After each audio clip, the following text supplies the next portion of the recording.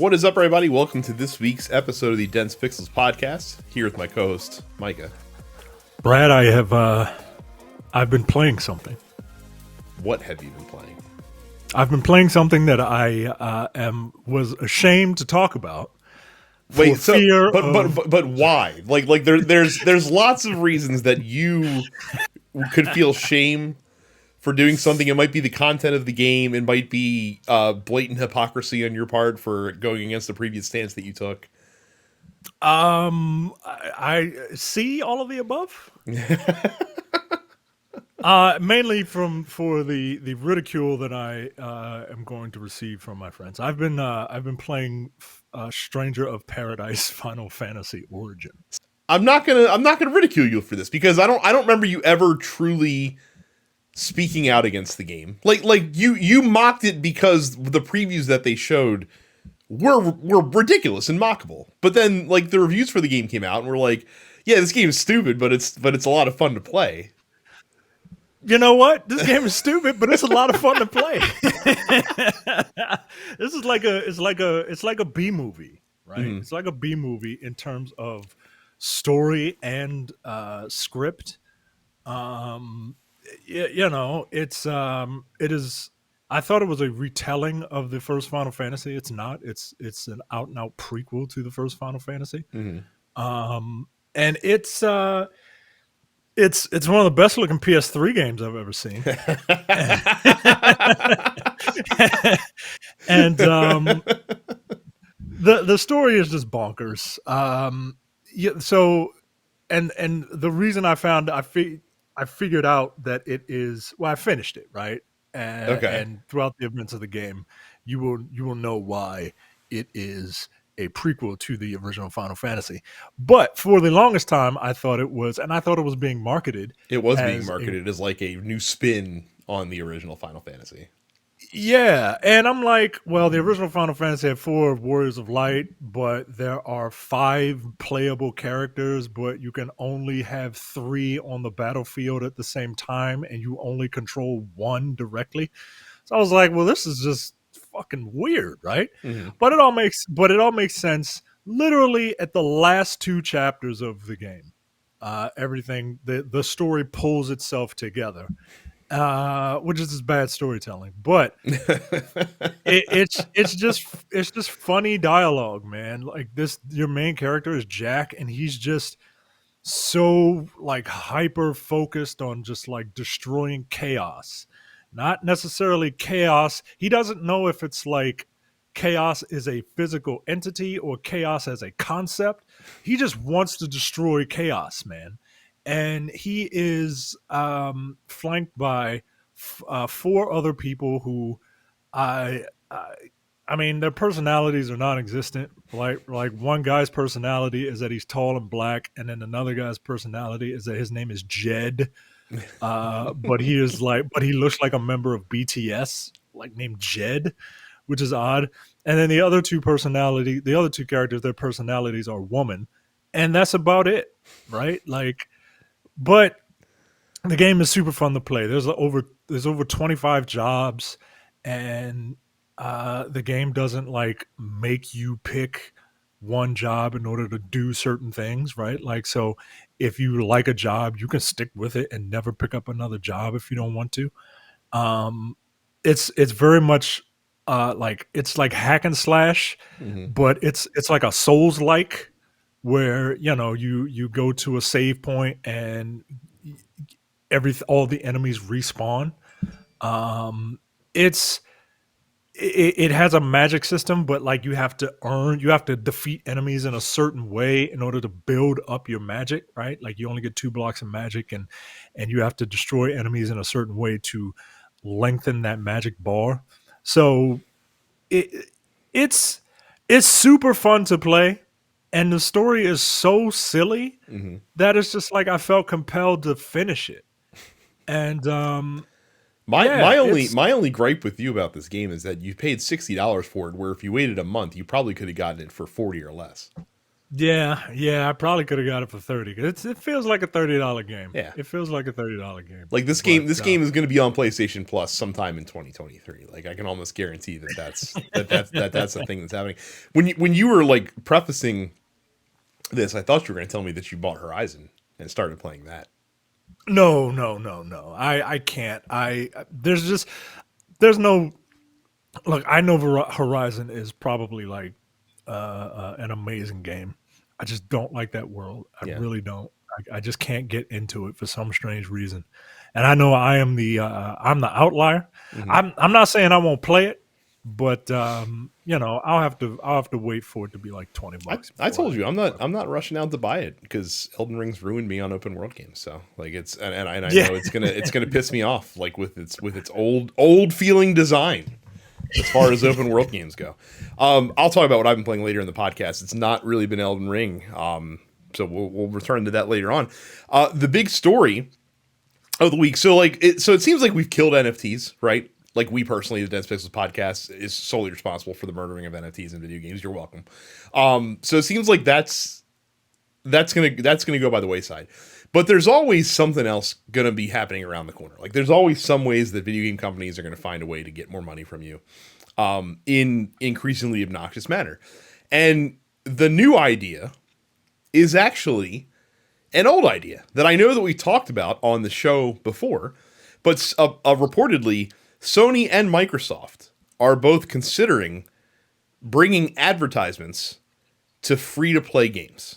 And they are saying that it would give developers a way to monetize their work and encourage them to keep building free-to-play games in lieu of like microtransactions and stuff like that. Now, what's not detailed is they are not describing exactly what these ads are going to be. Mm-hmm. Right? Like there's mentioned there's mention that they would be, appearing inconspicuously, which we've talked about before as an acceptable way to do it. Like if an advertisement makes sense in the context of the game world, like a billboard advertisement, or like, on the boards of a hockey arena, like where you would normally see advertisements anyway. Yeah. Then that's fine, because that's, if in reality you're actually adding to the immersion in many ways by making the world seem more realistic for, which is a commentary on the capitalist nature of our society, but that's another discussion. But what I'm afraid is going to happen is the shit they tried to do in NBA 2K a couple of years ago, if you recall, where it'll literally be like commercials that pop up in the game. Like that's always the concern, is those immersion breaking commercials. Yeah, I went on a spree when Final Fantasy 15 came out, mm-hmm. because they had incredibly blatant product placement for Cup Noodle. Mm-hmm. And it was just like there was like quests surrounding it, and the main characters were talking about how good it is, and it's like, yo, come on, man! Like I don't need this. Like you're drinking potions, for God's sakes. Like, and you trying to tell me that like, oh yeah, we have cup noodles here. Like, but I really didn't care for it. But at least it was content.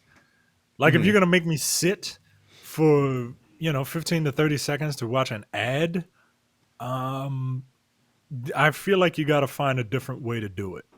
Yeah. I don't want you to break away from the action. Mobile games do this. Free to play mobile mm-hmm. games do this, where it's like, hey, if you watch this ad, you'll get more energy or whatever, right? And I read somewhere that soon companies or phones are going to be using like retina technology to make sure that your eyes are actually on the screen while the ad is playing. Or what? They're just not going to, like, the countdown timer is not going to move or something like that? It won't count. Like the ad will play, it won't count, and you'll have to watch it again. Watch me uninstall that game immediately as soon as something like that were to happen. You kidding me? I mean, Jesus Christ. So fuck, I'll do that at home. Like I can fast.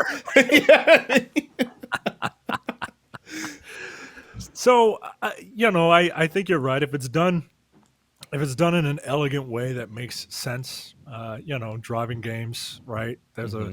If you smash through a Burger King billboard or whatever, right? Like that's fine. I don't really care about that. But and as much as I didn't like the cup noodle thing, I wouldn't be fine with it because I wouldn't want a bunch of games to do it. I wouldn't be fine with it, but I'm not. But it's better than like, and now an ad from our sponsor. Right. Well, and that's another problem because like the 2K thing, like they literally played a 15-second commercial like while you were waiting for the game to load up. And guess what? Loading times are not that long anymore. Like that's one of the benefits that we've got in Right. this generation is like so you would artificially be increasing the load times. Which they did in Horizon, by the way. They purposely slowed down the load times so that you could actually read the tooltips that popped up during the loading screen, because if they didn't do that, then it would be too fast and you wouldn't be able to read them. So I mean, fortunately, they added an option that you could not worry about that that kind of stuff. Yeah. But yeah, and like this report from Insider says that allegedly like players could get rewards for watching advertisements in the game. So like that's if it's purely optional. Like if I have to go out of my way to seek it out and you're going to give me something for it, like okay, fine. Like my biggest fear though is like every hour, right, that you're playing, like you get this like a YouTube ad essentially that pops up, and then because then what happens, right? Like then you just sell you sell, oh, like for this much money, like you don't have to watch ads for the next Right. how Right. long, and you can monetize it that way as well. So Exactly. would you Yeah. so if assume the worst, because we should, if the ads are obtrusive, like you'd rather just have microtransactions, right? At that point. Yeah. I mean, I know the argument that if microtransactions are there, then people will be tempted to buy them. But at the same time, like maybe they won't. Hmm. And at least with microtransactions, I feel like I'm going to get something. Yeah. It's not, and look, I'm not saying that like 15 or 30 seconds is like, oh my god, it's so long, but like it is. Hmm. Like it is. People don't like regular commercials on television. That's why everybody binges stuff on Netflix and stuff. That's why Jay got pissed when I gave him my Paramount Plus login, and he was like, "What the fuck are commercials doing Oh, here?" it's Because it's I didn't it's, want it's one of the reasons I fucking hate and refuse to give money to Hulu, because like I did like the paid subscription trial or whatever where you get like the free 7 days. And to. even in that, there's fucking commercials. I'm like, what the fuck? I'm paying you guys. Yeah. I'm giving you money to avoid being advertised to. Like that's the whole fucking point of me giving you cash money. Like I pay for the No, you are paying for access to the service. yeah. You have to pay more for no Like commercials. I pay for the $10 Peacock so that I don't have to watch the fucking ads. Like that's Exactly. Exactly. so yeah. So like Yeah. and that's the thing. Like I'll say the same thing that I've always said about free to play games.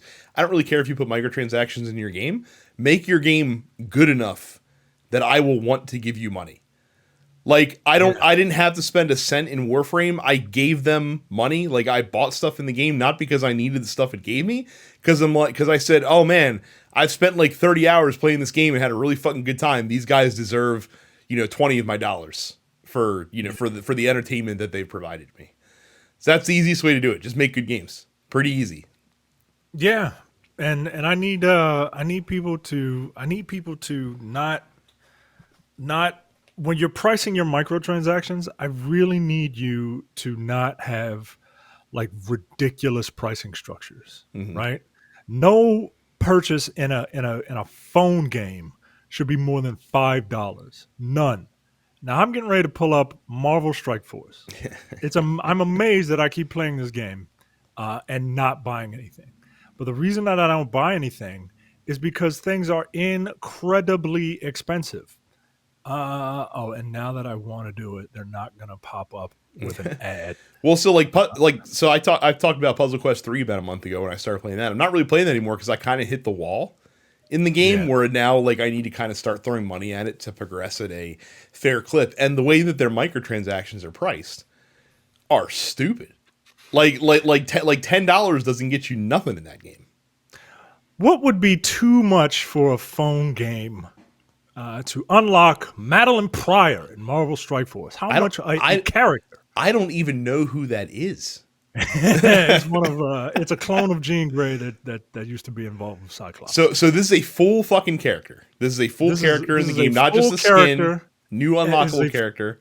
A new unlockable character at its lowest level. Right? Okay. At its lowest level that you can Does get. she at least have like unique moveset, that kind of thing, or does she do the same shit? It's a brand new character. Brand new character. No, it's a brand new character. So the price it should be is $5. The maximum price that anyone should have to pay for that is $8. $49.99. That's one character? One character. Wow. $50, dude. Now I'm assuming you probably get like some in-game currency alongside that, You and get skins some and in-game things currency. like You that. get some in-game currency, but the in-game currency is a crapshoot. Like, there's no guarantee that you're going to get something from that in-game currency. Not anything worthwhile. Like, it's $50, dude. So like they announced the release date for Diablo Immortal. It's coming out June 2nd. So like that's something to look forward to. That's the phone Diablo, which is also incidentally coming out on PC now, by the way. They heard everybody complain. But that game's free to play as well. And there's going to be, according to them, cosmetic only microtransactions, but all the microtransactions have been obviously locked during the beta period because they don't want people to spend money during the beta. So like I'm really nervous to see what the microtransactions in Diablo Immortal are going to look like. Yeah. So we will have to see what goes on there. But yeah, like more people, I'm assuming Marvel Strike Force's developers probably, rolling in money because people are stupid and impulsive and will buy and will spend good money on anything. Yeah. I don't understand. I don't know. I've never understood marketing to whales primarily. Like I feel like and maybe there's, evidence that proves me wrong in this regard, but I feel like that you would be more successful getting a little bit of money from a wider swath of people than getting a lot of money from a narrow swath of people. I think your game has to be on at like Fortnite levels of popularity for that to work. I think. But Fortnite's microtransactions are also somewhat reasonable. Like they're not like crazily overpriced. I don't know. I don't remember how much a skin costs in Fortnite, but I know that I don't hear people talk about how insane skin prices in Fortnite is. So I'm assuming that it's a reasonable amount of money to buy a skin in Fortnite. And that's my point, right? Like they can have reasonable prices because literally everybody but the two of us play Fortnite. Yeah. And so they have a gigantic pool of people to pull from. I guarantee you, if they were, the second highest price I just saw on there was $29.99. I guarantee you, if a skin was $29.99, people would be complaining about it. Yeah. So I get it, but at the same time, like, if you want to entice more people, maybe you shouldn't have a $50. That's the price of a whole fucking game. Right. like a legit game. Well, and like I said, that's why Puzzle Quest's microtransactions are also way out of whack because it's like they have 2 VIP passes that last for a month at a time each, and they're $10 a piece, and like the money to premium currency ratio is really shitty compared to what you're getting. Like in Puzzle Quest, like there's followers that you unlock as you progress through the campaign that give you like buffs and bonuses and stuff like that. And like a leveling pack for a follower, and there's like 12 of these guys in the game. Like a leveling pack for follower when you unlock them, it's like $20. I'm like, what? Why would you think that I'm going to pay for that? For the person that gives me, 10 ore every hour, so I don't have to farm it myself from for missions. Like that's insane. Yeah, just make better games and then I'll give you some money. And there's a lot of games that do this really well. Like Warframe, I brought up, they're a great example of a company that does microtransactions really excellently.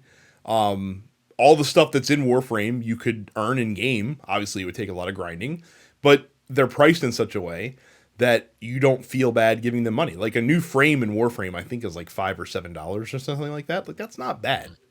That's not bad. And they have like packs that you can get that also come with like platinum and some other things as well. So it's able to be done. And like literally Warframe is keeping Digital Extremes alive and thriving for 8 years now. So like it's like it can be successful. And I get that Warframe, for every Warframe there's probably 10, failures. But I don't know. Not everyone needs to make a free to play game either. So yeah. Discord. Go to duncepixels.com/fans to check out our Discord. When you do, you'll see a bunch of stuff there. When is the Premier League over? I know Chelsea is in third? They are in third. They're probably locked into third at this point. I don't think they're going to go up or down at this stage in the game. I think there is 4 match days remaining in the Premier League, if I'm not mistaken. So it should be like mid-May that ends. So as we wait to see Tottenham Hotspur, the chase for fourth, the lucrative fourth place prize at the end of the year, because of course Tottenham or getting fourth place qualifies you for the Champions League for the following season, which is a huge deal. And of course, it's going to come right down to the wire between us and Arsenal because your boys couldn't get the job done. couldn't do a solid for Tottenham Hotspur over the weekend. Micah, thanks a lot. Well, we're all in flux, right? Like nobody knows who's gonna buy Chelsea. So that's true. That's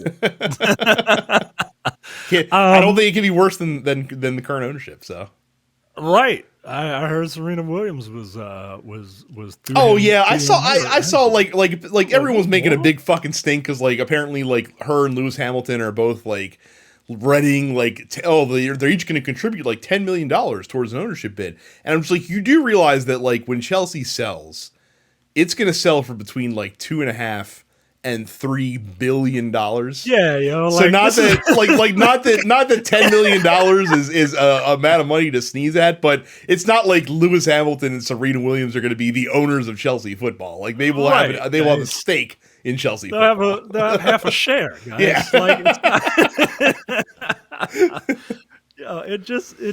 That's why an oligarch owned it before, right?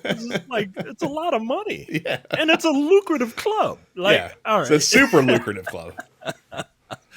You can get more Premier League talk at our Discord. We have a Premier League channel there, as well as channels for a bunch of other video game related things at densepixels.com/fans. Go to youtube.com/densepixels and subscribe. When you do, you can see my new digs. I have a blue wall now. Yeah. And I had a minor crisis that Brad said he would edit out for me. We'll see if that actually came to fruition or not. Yeah. Did he do it? Go to youtube.com/densepixels and find out. I mean, in fairness, if you're listening to the audio version, you'll also know because it happened at the beginning of the show. Subscribe to all of the podcasts wherever you get any of your podcasts. The Nerdpocalypse, Black on Black Cinema, Coming Distractions, and the weekly preview episode of the Look Forward Political Podcast. And go to densepixels.com/premium. For $5 a month or $50 for a year, you get access to the premium slate of podcasts, including the airing of grievances, which I have committed to Jay that we will do one a week before the Nerdpocalypse, so that we can hurry up and get through these last 2 seasons of Seinfeld because they are not the greatest. No Time to Bleed. Once Seinfeld is done, we will get back on No Time to Bleed. The Men with the Golden Tongues. I want to try and do that this month and next month because I will be taking off for podcasting duties for part of June and maybe all of July. Upstage Conversation and the full episode of the Look Forward Political Podcast. Look, let me tell you, man, the $5 a month is worth it for not just the backlog, but for Look Forward. Look Forward is an incredibly entertaining show. And I, especially for someone who I don't follow politics like a sport, like the thugs of news do, but for someone who is, I'm way more concerned about local politics. But if you are into politics, even if you're not, you will enjoy Look Forward. I guarantee it. So go to duncepixels.com/premium. We had speaking of politics, we had a new twist in the tail in the Activision-Blizzard saga, but not one that I don't think anyone was expecting. So we know that the state of California, their Department of Fair Employment, has a lawsuit still going against Activision-Blizzard. Now, Bloomberg News, our buddy Jason Schreier, fucking the only real journalist in games media today, found out that Melanie Proctor, who was the assistant chief counsel at the Department of Fair Employment, quit in protest because, according to her, Gavin Newsom, the governor of California, abruptly fired the agency's boss, chief counsel Jeanette Whipper. A representative for both of those attorneys that did confirm the firing and resignation. And Proctor is claiming that this was because Gavin Newsom is interfering with the Activision lawsuit to protect Activision-Blizzard from any reprisal from the state of California. Gavin Newsom is problematic, confirmed. Yeah, Gavin Newsom. I thought Gavin Newsom was like a really cool dude. He is a cool dude, but let you not forget that even cool dudes are capable of political fuckery. When they have, I guess, relationships of some sort with business folks. I don't know the bona fides of Gavin Newsom with Bobby Kotick. I wouldn't imagine that they travel in similar circles, considering that Bobby Kotick, as we've talked about on this podcast, is basically a Republican operative. And Gavin Newsom is a full-fledged Democrat, very, very possibly could be in contention for the Democratic nomination for president in 2024, 2028. Very possibly. So this came as a huge surprise to me when I heard this news that Gavin Newsom... But now, again, this is all alleged. We haven't had any hearings or any discovery about this stuff whatsoever. But stuff like people don't quit in protest from government jobs when there's no smoke, usually. Like, it's very rare to see someone take a stance on principle that doesn't at least have 1 foot in truth and knowledge.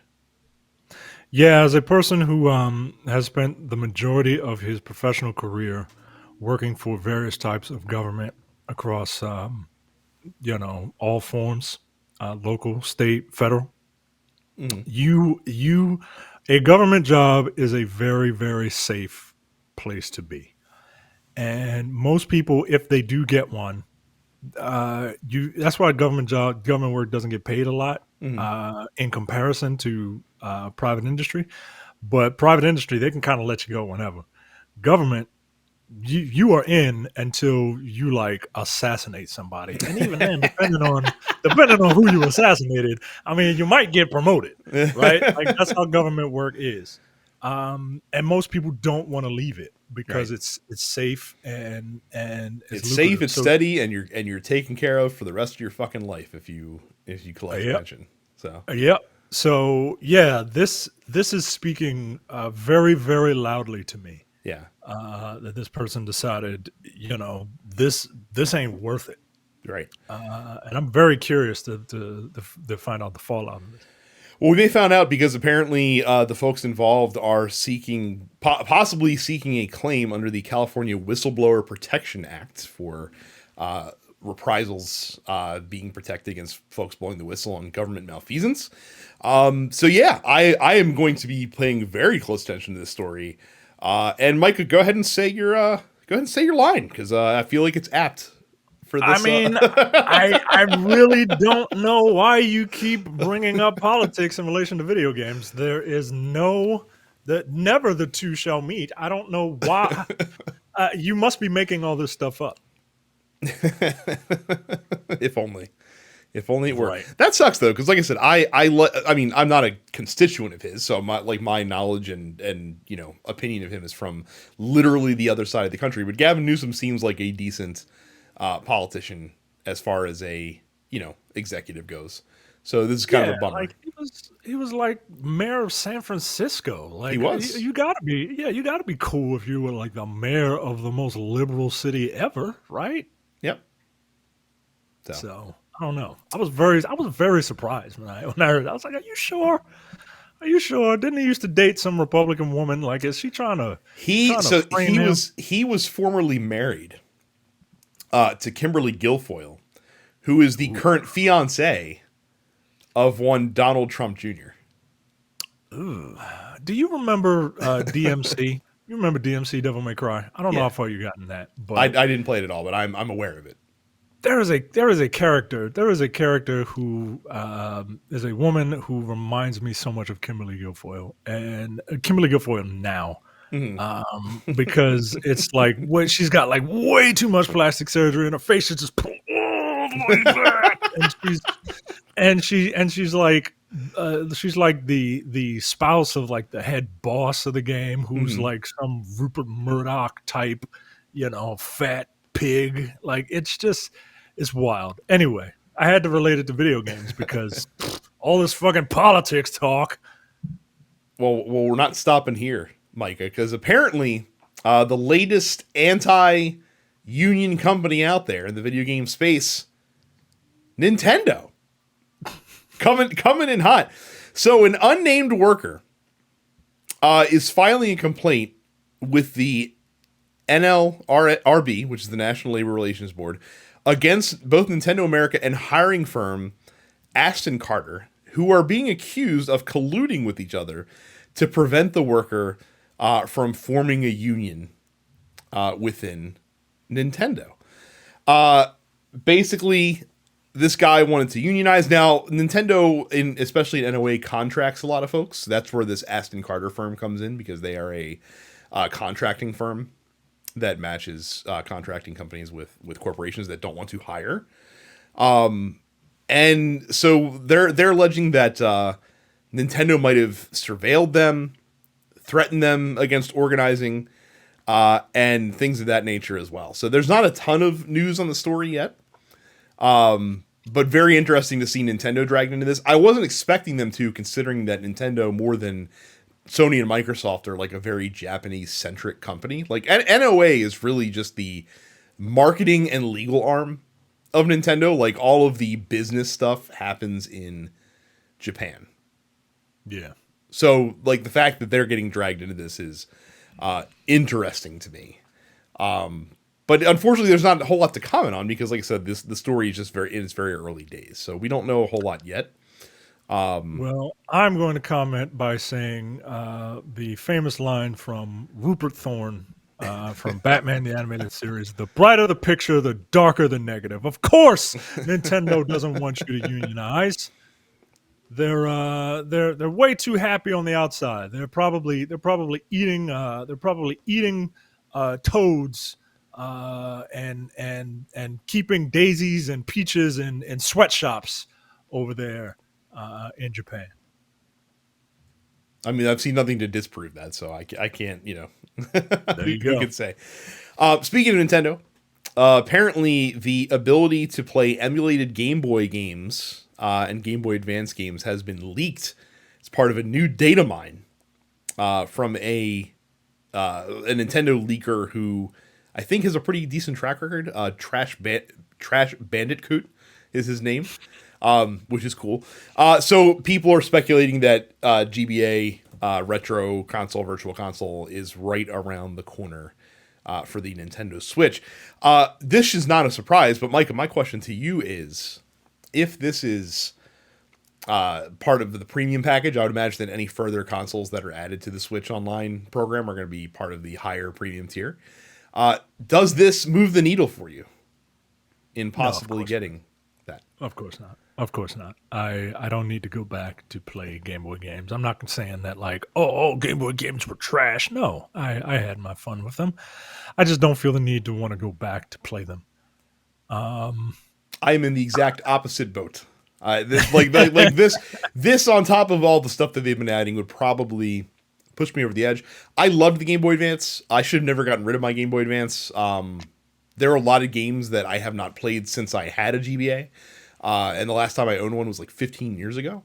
That I would love to play again. And games that don't get released in a lot of other areas, like Metroid Fusion. Great example of this. Yeah. So, this would probably do it for me. Did you ever have a Game Boy Micro? I did. I just for the what's the novelty of owning it. Yeah, like I bought the Game & Watch version from someone on eBay and held on to it for a while and then sold it at a small profit later on. Hey, there you go. That'll work. Yep. Yeah, I couldn't. I never got my hands around like the idea of it. Like the idea of it is kind of cool, but like functionally it's ridiculous. Like especially if you have normal size hands, like you're not going to be able to play that thing. Here's the problem with it. So like the reason I didn't like it is because I have a fundamental problem with games that have cartridges where the cartridge sticks out of the frame of the game console. That's a really poor aesthetic look, in my opinion. Like when I had the DS Lite back in the day, I never played GBA games on it because the GBA cartridge on a DS Lite would stick out at the bottom, and it used to bug the shit out of me. On the original DS, it fit flush with the side of the case, but of course the DS Lite was much more slimmed down, and so they didn't have enough room for the full cartridge, so it would, the top half of it would stick out of the bottom, and I hated it. So I never played GBA games on there. You know what? I agree. I 100% agree. Like I'm not going to. I don't know. It doesn't look right. Doesn't feel right. You know what I mean?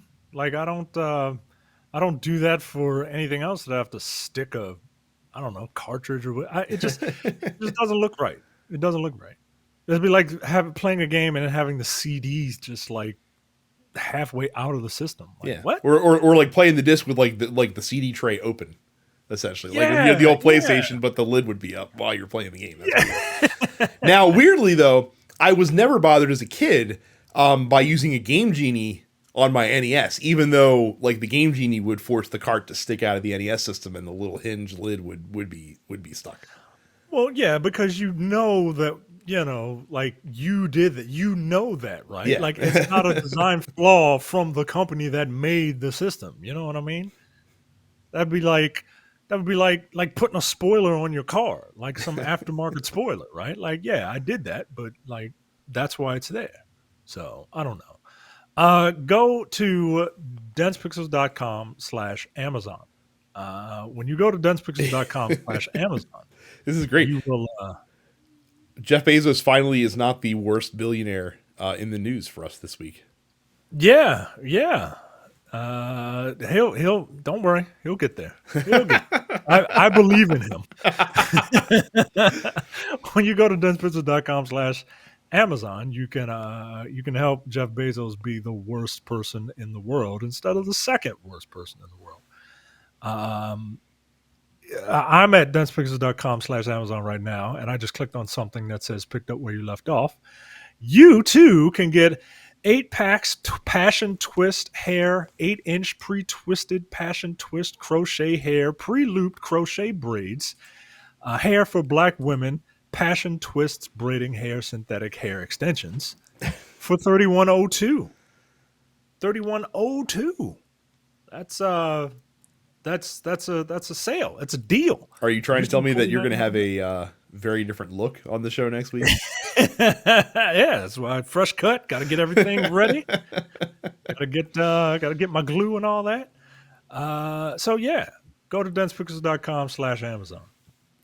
Oh my goodness! So there are several new games coming to Game Pass. I think at the end of this month, actually.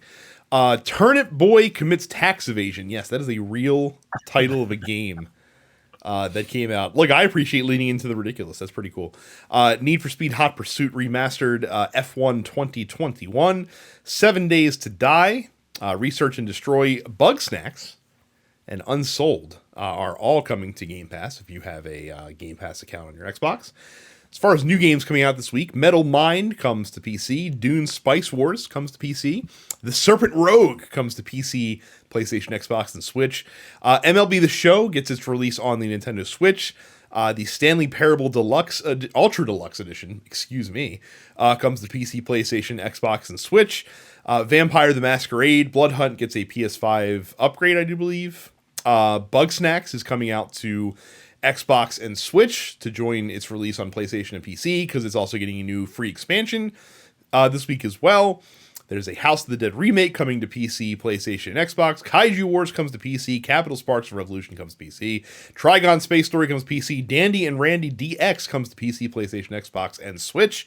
Nintendo Switch Sports, the Wii Sports spiritual sequel, comes to the Nintendo Switch. Ravenous Devils comes to PC, PlayStation, Xbox, and Switch. And Sea of Craft comes to PC.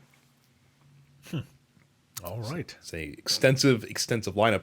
A couple games came out last week on the Switch. Micah, do you know the only thing that's better than a deck building roguelike game coming out on the Nintendo Switch a week where that happens? What's that? A week where 2 deck building roguelike games come out on the Nintendo Switch. And that happened, yes, that happened last week. And I bought them both because that is my kryptonite. I bought both Roguebook and also purchased Deck of Ashes, both on the Nintendo Switch console. These games have been out on PC for a little bit. Roguebook in particular, I was excited about because it was co-designed by Richard Garfield, the creator of Magic the Gathering. So anytime he puts his hands into a card game system, I'm going to take notice a little bit. I'll talk about Roguebook first because I think that's probably the better of the two games. This is a kind of generic fantasy-themed roguelike deck builder. So imagine Slay the Spire. So like in Slay the Spire, you kind of create a path up the spire where you have, occasionally you have like forks in the road that you can take, but you kind of get to determine your way through the different levels. In Roguebook, it's imagine Slay the Spire, but all the nodes were open to you to tackle. So you start off on like this very small, like hexagonal grid swath of land thing, and the game gives you paintbrushes, and you can stand on the edge of the hex grid and use a paintbrush to reveal more of the map that you can kind of walk across with your character. And you might reveal rewards, additional combats that you can get into, new cards that you can add to your deck, things of that nature as well. But with the goal of kind of building yourself up, tackling a boss at the end of the chapter. There's 3 chapters. If you can finish all 3 chapters, then you successfully complete a run. Of course, the game is predicated, like many roguelike deck builders are, as you use characters and advance, in the game on each run, then you'll gain experience points, which will unlock new cards that will be available for you in future plays. And we've all seen this kind of stuff before. The twist that Roguebook takes on it, is you always have 2 characters that you're using in any given run. And there's a tactical element to the game because each character comes with their own set of cards that you shuffle together to create a deck. And when you're playing a card, you're using a card for a specific character. Where that gets interesting is that the character that's in the front of your line is the one that's eligible to take damage at the end of the turn. So you have to kind of keep that in mind because you can see enemy intents while your turn is going on. And also there are certain cards that benefit from a character being in position 1 or position 2, or there's certain status ailments that are, instead of being locked to the character, they're actually locked to the position in the battle screen. So like if you move a character back, they might get inflicted with a negative status ailment that they wouldn't get if they were in the top position. So that's where the strategic element in the card play comes into play. Roguebook, I think, is a good game. I think it has the most legs out of the 2, but it suffers from the same issue as Deck of Ashes does. And I'll talk about that after I talk about Deck of Ashes. So Deck of Ashes, another roguelike deck building game. This to me is a little bit more akin to Slay the Spire. It's got a gothic art style, which is pretty cool, kind of Darkest Dungeon-y in a little bit of a way. And the unique thing about this game is that you're on kind of a timer. Like there's a big bad that's chasing after you, and every like area that you travel to on this overworld map increases time. And after a certain amount of time, you have to fight the big bad. Like he's going to come after you, and you gotta square off with him. So you have to manage the time that you have in as best way as you possibly can between like getting new cards and doing combat encounters and things of that nature as well. The thing that's interesting about Deck of Ashes, so you have your deck of cards in Deck of Ashes, and when you play a card, that card is destroyed for the rest of that combat round. So like all the cards in your deck are one-time use. And when you finish a combat, you have a certain number of like points that you can use to either heal your character or refresh cards that you played during the round. So like if you use a ton of cards in a fight, you might not be able to refresh your entire deck. You have to pick and choose like which cards you want to replenish or how much you want to dedicate towards replenishing your health, because it's not super easy to replenish health in the game.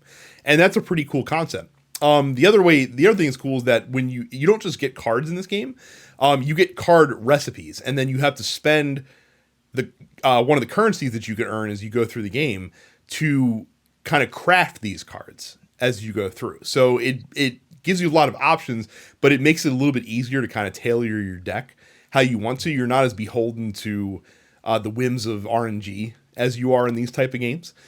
So I found both games to be pretty interesting. They all each have unique characters that have, unique decks and powers and stuff like that, as you would expect from this game.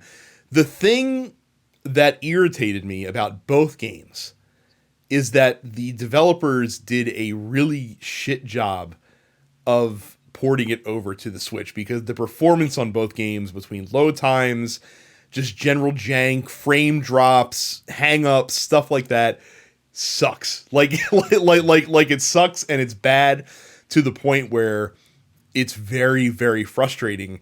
And so what I ended up doing this weekend is, instead of spending a lot of time in either of these games, I played a shitload of Slay the Spire because Slay the Spire runs like fucking butter on the Nintendo Switch and is still the cream of the crop when it comes to this style of game.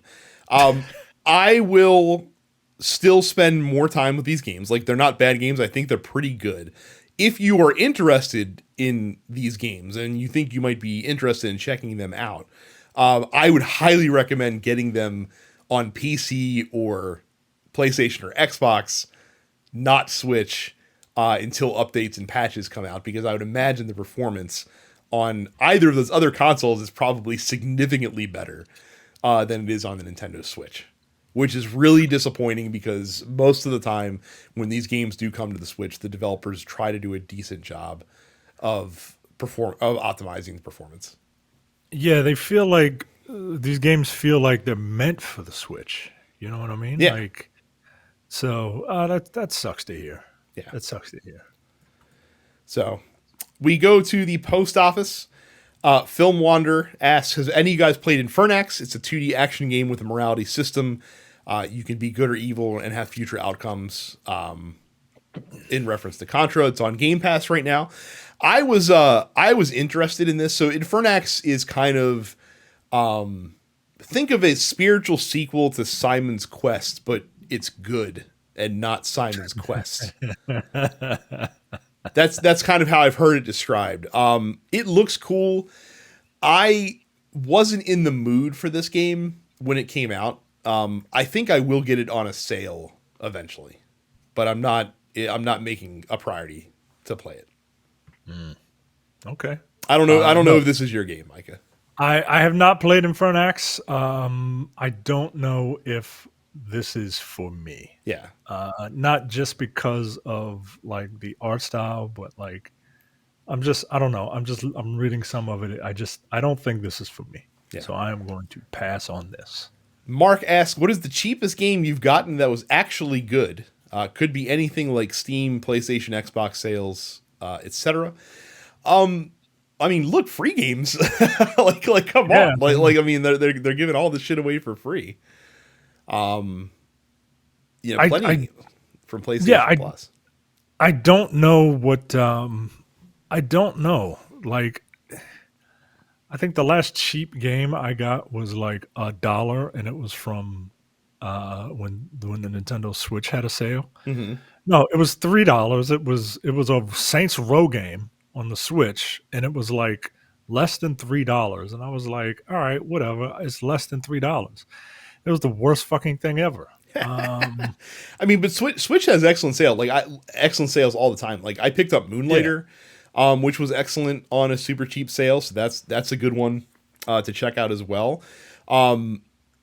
Darkest Dungeon was originally a game that I got at a cheap discount on PlayStation that I bought again on Switch because I enjoyed it so much, but I wanted it on that on the portable console essentially.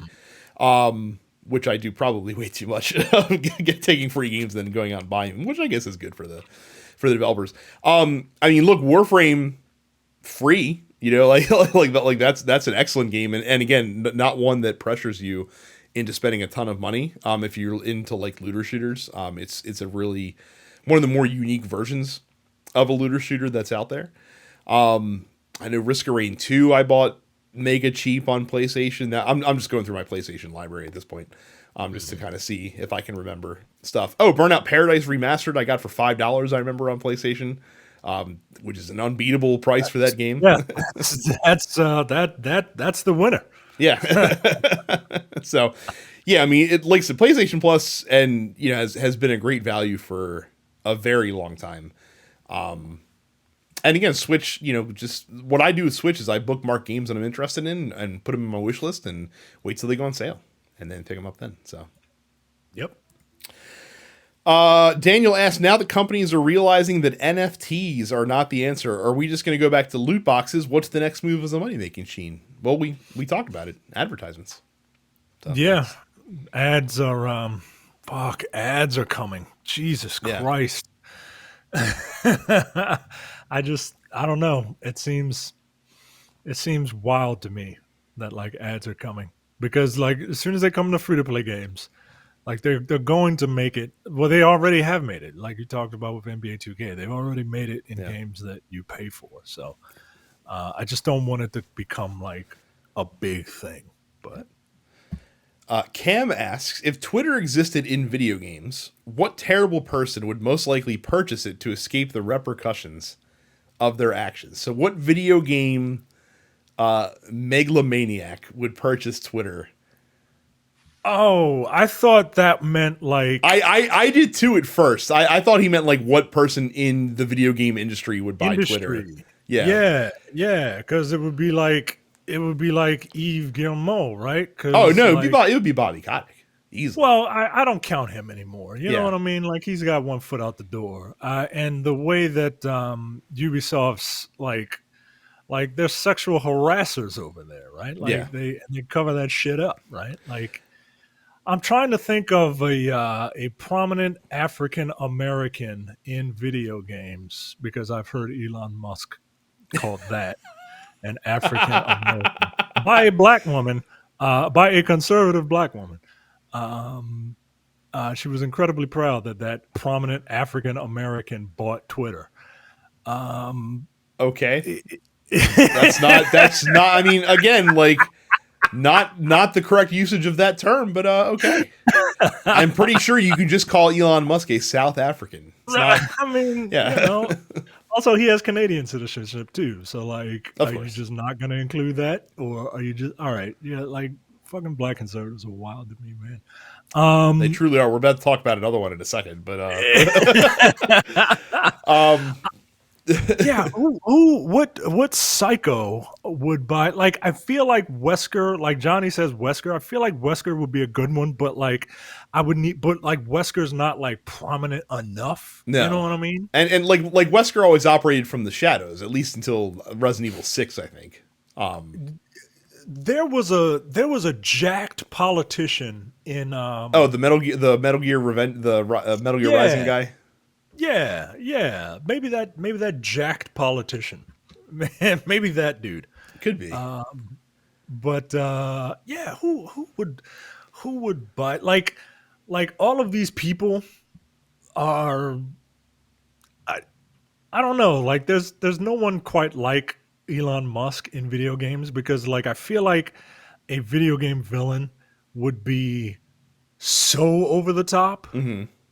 That whereas Elon Musk is just kind of like hey guys, he's a bit of a tryhard sometimes, and Well, that's the and thing. I'm trying to think of like publicly prominent video game character, like video games that are publicly prominent in their game that are evil.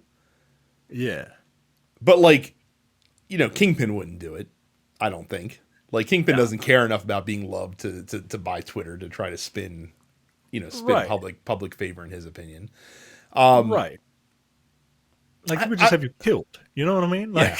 Like, like he's not gonna be mad that some kid had used Twitter to find his flight pattern, Yeah. and then he asked him to stop, and he was like, "No, all right, well, fuck you. I'm gonna buy Twitter then." Like Yeah, that's why he bought it. like the Patriots probably own it already anyway. They probably Exactly. like they're probably already there. Yeah, it's called the Lalelule Low. Like Yeah. that's what it's called. So this is tougher than I thought. Like and there's probably like a really obvious one that's just escaping me right now. Maybe Kefka. Maybe Kefka could use his god money to spin opinion his way I in mean, the Final Fantasy VI universe. but once he ascends to godhood, Yeah, I guess you don't right? need it Like anymore. he doesn't really care, right? So like maybe Rufus Shinra, like Shinra needs like a better PR representative. you know what? I think Rufus Shinra might be the answer. Yeah. I think that might be the answer. The best one I Because, can think of off the top of my head right now. So yeah, I like that answer. I like that Yeah. answer. And all we had to do was just find a fucking CEO of an evil corporation in video games. that's Like really all you need to who do. runs Aperture Science? Whoever that is. I think that's probably run by like a shadow conglomerate. Honestly, You're probably right. yeah. I don't. They're creating GLaDOS. Yeah, I mean, so like I don't like you don't see any other dudes in that game. Like in either of those games you're going around. Like if Cave Johnson was still alive, maybe he would like be a guy that does that. I don't know. Like who else? Like I could see like the company behind Prey doing it. Like the company in Prey, who is like Yeah. the bad corporation. Like they could easily do it. That's really the thing. Just find a scientifically forward company who is very prominent, but has some shady dealings that just want to sanitize their public image, and that's who would do it. Abstergo. Who Yeah. runs Abstergo? There you go. That person. Yeah, there you go. The Templars as a whole would buy Twitter just so they could put pro Templar propaganda on the service. So we'll end it with Johnny asking if we've been keeping up with the copyright and DMCA drama going on with YouTubers like Angry Joe, Actman, and others recently. So I hadn't, but I did watch the Actman video before coming on the show today. Now, I was scared to, because anytime I see a bearded white guy on a popular YouTube channel, I'm going in skeptical, because I'm not sure what you're going to get. And I realize the irony in that statement, but I'm just saying, like, if you see a bearded white guy on YouTube that you're coming up across for the first time, healthy dose of skepticism will take you a long way. And then in this video, the first thing he talks about is like, oh, like you could take the blue pill and just wake up tomorrow and everything will be fine and just walk away. And I'm just like, all right, like you're not going the right direction. Apparently this dude is legit though. Like he's not like a fucking crazy, like, Gamergator, like conservative asshole, like that kind of thing. Okay. I've never heard of Actman, and I have heard of Angry Joe. Okay. So apparently, and this is the crux of the drama, I'll sum it very quickly. Apparently there's another less prominent YouTuber called Quantum TV. Okay. And you would not like this guy, Micah, because he's a black man and he gives off very Lamont vibes to me when you see him. So Yeah. like that's just to frame this gentleman. Yeah. So basically, this dude's MO, allegedly, because I've never seen his videos, is to put shitty takes on the internet, and then he gets dunked on by other YouTubers, and then he attacks the other YouTubers in his videos, and then also copyright strikes them for using his content in their videos as they're like taking him down, essentially. Like that's kind of where the whole crux of the situation lies. Now, the problem is that YouTube's copyright, system is pretty fucking like it's like steering a cruise ship through like a canal essentially, because like you have all these like you have all these YouTubers that are out here, and there's like they're getting copyright strikes all the time. YouTube is, so it's fairly automated, like it's done algorithmically, and a human being only steps in when it's necessary. So if you automate someone's, or if you copyright strike someone's video, and the first thing that the algorithm's going to do is take a look at it, and if they see at least like the pretense possibly for like, oh, this might be legit, they're going to take it down pending further review. And further review could happen whenever, because like I said, it depends on how long that queue is. So this dude's been abusing that privilege, or abusing that feature against other YouTubers, essentially. And essentially to either pressure them, to pressure them into taking their videos down. Because they're talking shit on him, is essentially what's going on. And he's apparently picking on like smaller people at smaller channels than him. You know, punching down's never what you want to do. So that's not very cool. But this dude also like sucks. Like there's a lot of takes that got exposed in this Actman video. This dude's like very anti LGBTQ. He's racist against other black people, which is usually like a huge fucking red flag. You know, hyper conservative, like that kind of bullshit. And so like this Actman video is just all about like, hey, like I have the resources to fight you, so I'm going to make it my mission to destroy your channel. It's all petty bullshit though to me. I know how long it takes to make a legit YouTube video. I know how long I worked on, you know, videos that I put out for like budding watch enthusiasts and things of that nature. I can't fathom having so much vitriol for another content creator that I'm going to take the time to like produce. And like the video is actually very good from Actman, because he basically frames it like a Phoenix Wright case, complete with like, you know, like sound effects and like you know, putting the music in at the right time and that kind of shit. So if you played a Phoenix Wright game, it's actually very entertaining. But the crux of the issue is that YouTube needs to get their shit together when it comes to how they monitor like copy strikes and stuff like that. Because copyright strikes are supposed to be for when you're using, you know, copyrighted works in your videos without having permission from companies. So like if you have, you know, songs in the background that are copyrighted to an artist, or if you're like, you know, if I decide like, oh, you know, I'd really like to just play this episode of Miami Vice on the Dense Pixels YouTube channel, I'm not going to talk about it or critique it. I'm just going to play the episode. Like that would get me struck down by NBC, because of fucking course it will. Like I don't own Miami Vice. I don't have the rights to just air it. Now, where this kind of blows up in this Quantum TV guy's face is what is protected is fair use. So if you're using video clips as part of a critique of that video or a commentary on the video, you can use clips all the live long day, because you need to be able to provide context for the arguments that you're making. Like you know, we use video clips on Men with the Golden Tongues all the time, because we can't just fucking, you know, you don't want to just hear us ramble on for a little bit. Sometimes you got to put the scene in to be able to, you know, truly deliver what we're trying to convey in terms of like the ridiculousness and stuff like that. So like that's where all of this dude's claims fall apart, is that, you know, he's like, oh, you can't use my videos that are copyrighted, and they're like, well, no, I'm using it because I'm fucking slamming you, and so I need to be able to provide the audience with proper context around it. Yeah, I saw that dude's face, and I'm just like, all right, I don't know if I want to. I don't even know if I want to. Like I googled Actman, and it's like the first link that comes up is his thing on that guy, and I saw that guy's face, and I clicked on it, and I was just like, you know what? I don't need this right now. I don't need this. I am way too fucking old to be going to even be looking at it, let alone go back and forth. You know what I mean? Like, and if you do end up watching the video, I'm just going to warn you that your hatred of this Quantum TV guy will only grow exponentially as the video goes on, because Actman basically feeds you, you know, little morsels here and there of his nonsense, and then like he starts throwing in stuff from like names that he called a specific name that he called Zoe Kravitz, for example, when talking about the Batman movie, which you don't need you don't need to throw that kind of shit in there, dude. Nope. Like it's not like you don't need to use that term about somebody. So Jesus Christ. All right. So for my mental health, yeah. I'm going to believe you and the act man or whatever it Yeah. is, and I'm going to stay away from that dude. Yeah, it's and again, like for those of you listening, like if you're curious, just realize it's petty YouTube drama. Like that's really what it is at the end of the day.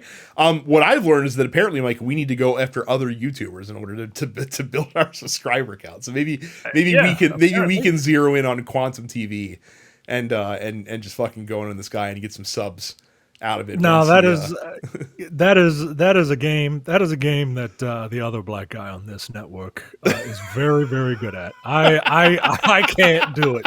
Jay will fight you. Jay will fight you until he is blue in the face. I can't do it. How did Johnny describe Quantum TV? He said, what did he say? Quantum TV is like the dark universe Jay is how Johnny described it, like Bizarro Jay. Oh shit. Yeah, no, I can't, because I can barely tolerate Jay as he is now. So there's no way I'm gonna be able to tolerate Bizarro Jay. Yaj. There's no way I'm gonna be able to tolerate Yaj.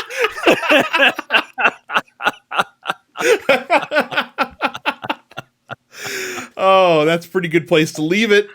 So that's it for the post office. Thank you guys so much for submitting your questions, which you too can do by joining our Discord at densepixels.com/fans. Look, I'm just saying, if recent news about other social media platforms, like the one that's like right down there, might have gotten you down, then you can jump into our Discord and have Musk monitored talks. So there you go. We'll see how that goes. Subscribe to this show and all the other shows in the TNP cavalcade of shows wherever you download fine podcasts. Make sure you go to youtube.com/densepixels. Subscribe to us there as well. If you want to shit talk Quantum TV, feel free to do that, because that dude seems like a really big piece of shit. Go to twitch.tv/densepixels. Follow us there. You can also follow us individually. I'm Densepixels Brad. Carrie Suppets Carrie. Terrence is Apparition 410. And that's it for the show this week. I got nothing else. See ya. You're watching the Dense Pixels YouTube channel. Click the subscribe button while you're here, and make sure you check out our weekly podcast where we discuss the latest gaming news and our impressions on what games we've been playing.